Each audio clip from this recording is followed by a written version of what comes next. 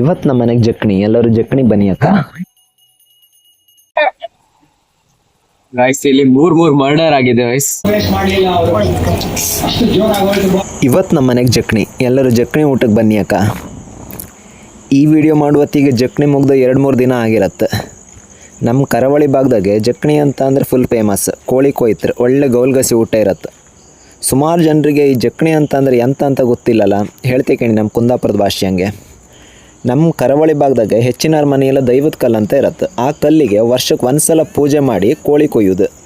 ಅಷ್ಟೊತ್ತಿಗೆ ಆ ಕಲ್ಲನ್ನು ನಮ್ದರೆಲ್ಲ ಅಂದರೆ ಆ ಕುಟುಂಬಕ್ಕೆ ಸಂಬಂಧಪಟ್ಟವ್ರು ಎಲ್ಲರೂ ಅಲ್ಲಿಗೆ ಅವತ್ತು ಬಂದು ಪೂಜೆ ಮಾಡ್ಕೊಂಡು ಹೋದ್ರು.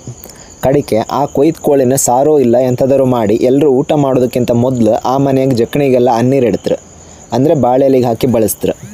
ಯಾಕೆಂದ್ರೆ ಆ ಕುಟುಂಬದಲ್ಲಿ ಮೊದಲು ಸತ್ತರು ಎಲ್ಲರೂ ಆತ್ಮಕ್ಕೂ ಸೇರಿಸಿ ಈ ಥರ ಬಾಳೆ ಎಲೆ ಮೇಲೆ ಬಳಸ್ತಾರೆ. ಹಾಗೆ 1-2 ನಿಮಿಷ ಎಲ್ಲರೂ ಆಚೆಗೆ ಬರ್ತಾರೆ ಅಡುಗೆ ಮನೆಯಿಂದ. ಆಗ ಆ ಆತ್ಮ ಬಂದು ನಾವು ಬಾಳೆ ಎಲೆ ಮೇಲೆ ಬಳಸೋದನ್ನು ತಿಂತತ್ತಂತ ನಂಬಿಕೆ.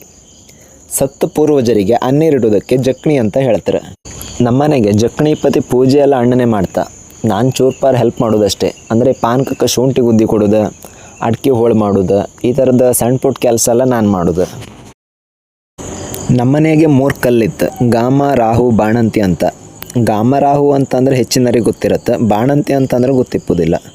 ಕುಟುಂಬದಲ್ಲಿ ಮೊದಲು ಯಾರೋ ಒಬ್ಬರು ಮಗು ಹೆತ್ತು ಸತ್ತೋ ಇರ್ತಾರೆ, ಅವ್ರ ಹೆಸರಲ್ಲಿ ಒಂದು ಕಲ್ಲಿಡೋದು. ಹಾಗೆ ಅದಕ್ಕೂ ಪೂಜೆ ಮಾಡ್ತಾರೆ. ಅದಕ್ಕೆಲ್ಲ ಎಂತಕ್ಕೆ ಪೂಜೆ ಮಾಡಿಲ್ಲ ಅಂದರೆ ಎಂತ ತಂದು ಕೇಂಬರ್ ಸುಮಾರು ಜನ ಇದ್ರು. ಆದರೆ ಈ ದೈವಭೂತನೆಲ್ಲ ನಂಬೋರಿಗೆ ಮಾತ್ರ ಗೊತ್ತಿರತ್ತೆ. ಈಗಿನ ಜನ್ರೇಷನ್ ಅವರಿಗೆ ನಂಬಿಕೆ ಇಪ್ಪೋದಿಲ್ಲ. ನಿಮ್ಮನೆಯಾಗ ಅಜ್ಜ ಅಜ್ಜಿ ಯಾರಾದರೂ ವಯಸ್ಸಾದರಿದ್ದರೆ ಅವ್ರ ಹತ್ರ ಕೇಂಡ್ ಕಾಣಿ ಒಂದ್ಸಲ ಎಷ್ಟು ಡೀಟೇಲಾಗಿ ಹೇಳ್ತಾರಂತ. ಹೊರಗಿಂದ ಕಾಂಬುಕ್ಕೆ ಅದು ಬರೀ ಒಂದು ಕಲ್ಲಷ್ಟೇ. ಆದರೆ ಆ ಕಲ್ಲಿಗೆ ಸಂಬಂಧಪಟ್ಟರೆ ಅದ್ರ ಪೂಜೆಗೆ ಸಂಬಂಧ ಪಡದೇ ಇದ್ದರ ಥರ ಹೊರಗೇನೇ ಇದ್ದರೆ ಆ ಕಲ್ಲಲ್ಲಿರೋ ಶಕ್ತಿನೇ ಅಂಥವರಿಗೆ ಶಿಕ್ಷೆ ಕೊಡತ್ತೆ. ಇದಕ್ಕೆ ಸಾಕಷ್ಟು ಉದಾಹರಣೆ ಇತ್ತು. ಕರಾವಳಿ ಭಾಗದಾಗ ದೈವ ಆಳಿಸಿದಳಿಕೆ ದೈವ ಹೇಳುತ್ತೆ, ನನ್ನನ್ನು ಕಾಂಬುಕ್ಕೆ ಬರದೇ ಇದ್ದರಿಗೆ, ನನಗೆ ಪೂಜೆ ಮಾಡದೇ ಇದ್ದರಿಗೆ, ನನ್ನನ್ನು ನಂಬದೇ ಇದ್ದರಿಗೆ ನಾನು ಯಾರಂತ ತೋರಿಸ್ದೆ, ಹಾಗೆ ಅವರನ್ನು ನನ್ನ ಹತ್ರ ಕರ್ಸ್ಕಂತೆ ಅಂತ. ಹಾಗೇನೆ ಕೆಲವು ಆತ್ಮಗಳು ಕುಟುಂಬದಲ್ಲಿ ಇಪ್ಪಂತ ಯಾರ ಮೇಲಾದರೂ ಬಂದು ಅವಕ್ಕೆ ಎಂತ ಆಯ್ಕೆ ಅದನ್ನು ತಿಳಿಸ್ತು. ಹಾಗೆ ಆ ಕುಟುಂಬದವ್ರು ನಡ್ಕೊಂಡ್ರೆ ಅಡ್ಡಿಲ್ಲ. ಇಲ್ಲ ಅಂತಂದರೆ ಯಾವ ಥರ ಪೆಟ್ಟು ಕೊಡ್ಕಂತ ನಮಗೆ ಗೊತ್ತಿತ್ತಂತು. ಇಲ್ಲ ಪೆಟ್ಟು ಕೊಡೋದಂತಂದರೆ ಕೈಯಾಗೋ ಇಲ್ಲ ಕೋಲಾಗೋ ಹೊಡೋದಲ್ಲ. ಅಂಥವ್ರ ಜೀವನದಾಗ ಏನಾದರೂ ಸಮಸ್ಯೆ ಸ್ಟಾರ್ಟ್ ಆಯ್ತು, ಆಗ ಅವರಿಗೆ ಅರ್ಥ ಆಯ್ತು ಈ ಥರ ಯಾಕೆ ಆತಿತ್ತಂತ. ಹೀಗೆ ಹೇಳೋಕ್ಕೂ ಆದರೆ ಸುಮಾರು ವಿಷಯ ಇರತ್ತೋಯ್.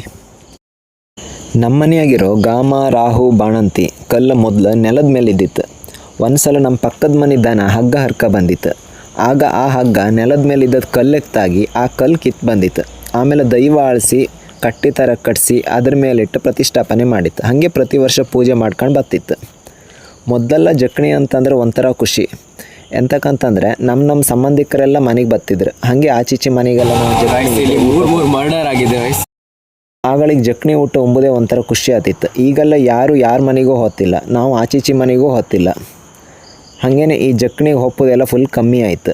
ನಿಮ್ಮ ಬದಿಯಾಗೂ ಜಕ್ಣಿ ಮಾಡ್ರೆ ಕಮೆಂಟ್ ಮಾಡಿ ತಿಳಿಸಿ ಅಕ್ಕ. ವಿಡಿಯೋ ಇಷ್ಟ ಆದರೆ ಲೈಕ್, ಕಮೆಂಟ್, ಶೇರ್ ಮಾಡಿ.